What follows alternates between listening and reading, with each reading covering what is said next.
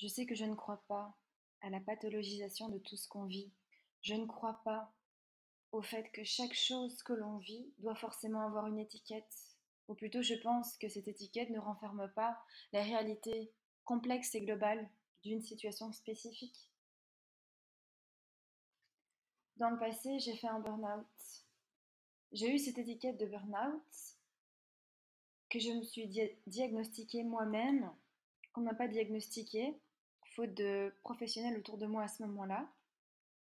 Et je me dis avec du recul que certes, c'était un burn-out, mais qu'en fait, ce n'était qu'une étiquette qui expliquait une réalité beaucoup plus complexe. Le fait qu'en fait, je n'avais pas assez écouté mon corps, mes émotions, mon âme, tout ce qu'il y avait en moi, et de tirer sur la corde à un tel point, en fait, qu'à un moment, en fait, eh bien, la corde a lâché, et je n'ai plus pu faire tout ce que je faisais avant.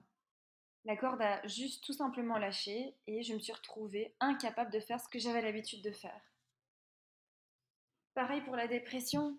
On pense que la dépression est un problème, mais ce n'est pas un problème. Ce n'est que le symptôme de quelque chose d'autre. La dépression est là parce qu'il y a des choses en nous qui doivent être écoutées, qui doivent être entendues, exprimées, guéries, accueillies.